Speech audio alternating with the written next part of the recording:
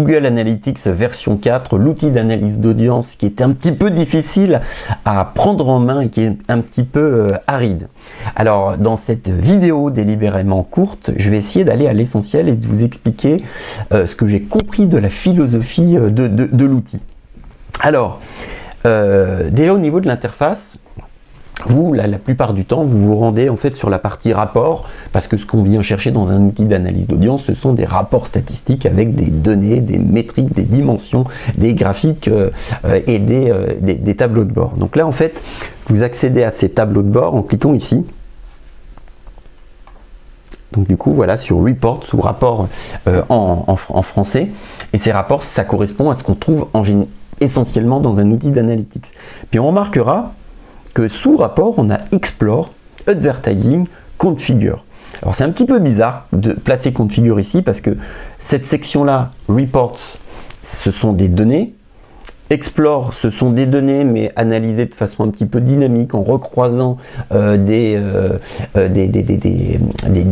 données des différents niveaux pour faire un petit peu presque de l'analyse de type business intelligence, mais entre guillemets basique à l'intérieur des données qu'a collecté Google Analytics. Et puis Advertising, c'est un zoom sur les performances des campagnes, pour le coup publicitaires. Donc là, on a accès à des données et un peu sur le même plan, on a Configure qui est l'outil en fait où on va pouvoir paramétrer un certain nombre de choses comme les événements, par exemple le fait que les gens voient des vidéos sur votre site, les voient en intégralité ou reste plus de X de pages sur votre site, etc. Voilà, là on va rester en fait dans la partie rapport, ça c'était juste pour vous expliquer et vous remarquerez que un peu comme dans Google Ads, on a un système de navigation à double colonne. On a une première colonne ici avec des grandes thématiques, je ne sais pas comment bien le nommer, ici.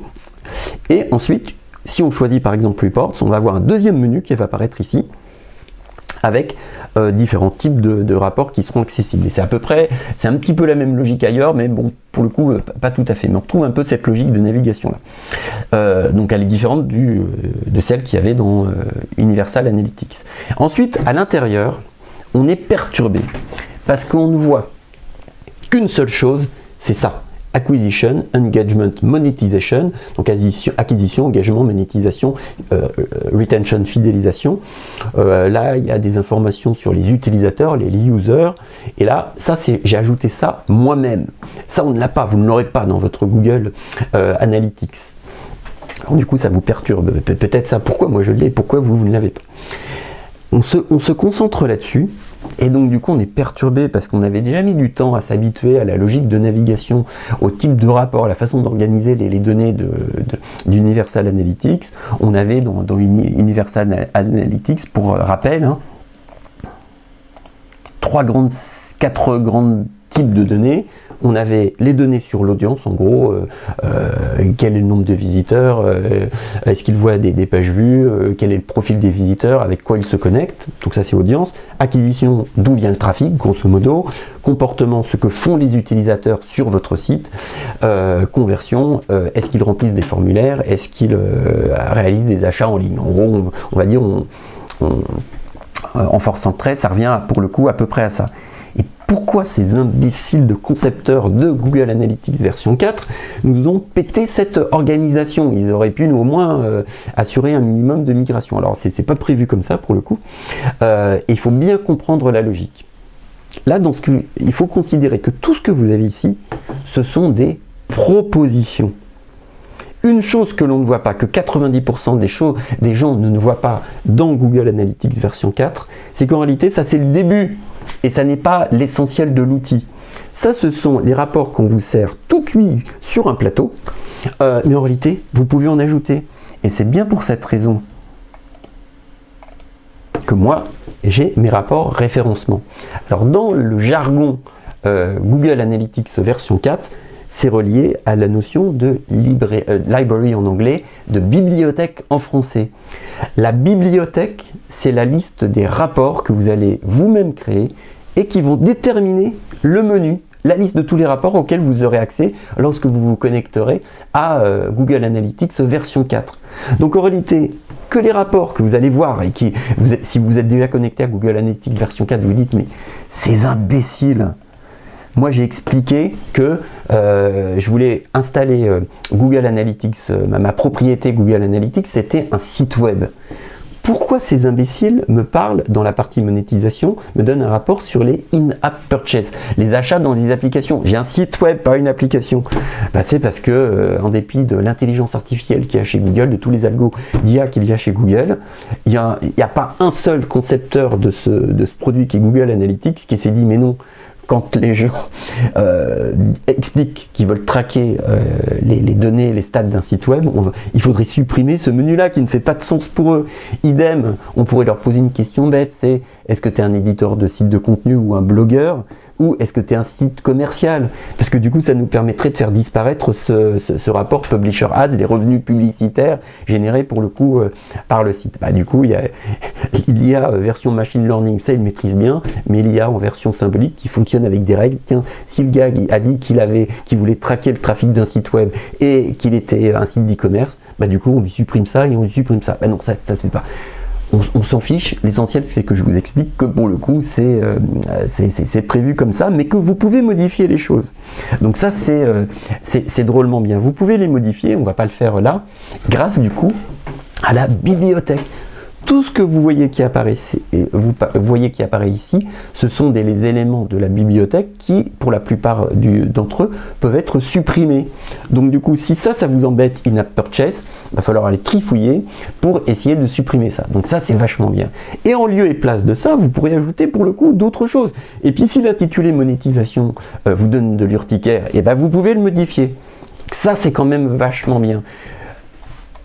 Moins clair, en mode onboarding, lorsque l'outil vous accueille, que Google Analytics, quoi Google Analytics, il y en a qu'on ramait aussi, hein, enfin Universal Analytics, et qu'on ramait pour s'y retrouver, mais en revanche, énorme possibilité, pour le coup, de personnalisation, ce qui vous fait suer, vous le supprimez, vous le remplacez par des choses qui vous intéressent.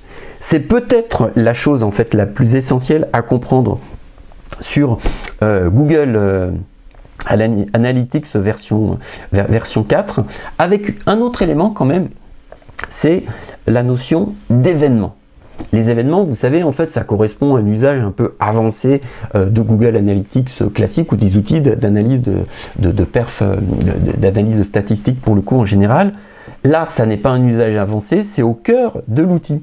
Vous savez, les événements, ce sont les choses comme les vidéos vues, comme le fait qu'une personne ait cliqué sur un bouton, ait cliqué sur un élément de navigation. Ça nous permet de mieux comprendre le comportement des utilisateurs sur le site en général, sur une page en particulier, sur une landing page encore plus en particulier, ou sur une fiche produit, dans le tunnel de conversion, etc. Ça nous permet de mieux comprendre en fait ce qui se passe. On a un peu de mal à jouer avec ça parce que c'est un petit peu difficile à paramétrer pour le coup. Là, dans Google Analytics version 4, c'est au cœur de l'outil et il y a déjà énormément d'événements qui sont pré-paramétrés. Alors, c'est vraiment présenté pour qu'on ait du mal à comprendre ce à quoi correspondent les différents types d'événements, comment les utiliser, comment en créer pour le coup de nouveaux, mais pour le coup, c'est une vraie force pour le coup de l'outil. Plus vous voudrez traquer des événements compliqués, plus il faudra demander à Google Tag Manager, en gros le cousin de Google Analytics, de créer, de surveiller pour le coup ces événements. Mais avant, alors que la plupart des événements un peu intéressants, on est obligé de les paramétrer, de les créer dans Google Tag Manager. Maintenant, il y en a pas mal déjà qui sont prévus dans Google Analytics, et il y en a même qu'on peut créer, qu'on aurait pu créer que dans Google Tag Manager avant, qu'on peut créer dans Google Analytics. Donc voilà. Donc là, au-delà des stats que vous allez pouvoir voir, qui sont plus ou moins parlantes, au-delà des bugs d'affichage, au-delà des événements qui sont nommés de façon un peu particulière et pas très compréhensible de prime abord, il faut avoir en tête ça. Vous allez pouvoir non seulement analyser le trafic en général, mais le comportement des utilisateurs en particulier mieux que dans les versions précédentes pour le coup de Google Analytics. Voilà. Merci beaucoup, et puis il y a une prochaine vidéo, et puis si vous voulez devenir un champion vous rapproprier très vite Google Analytics version 4, et bien vous savez où il faut vous inscrire, sur la 24 PM Academy.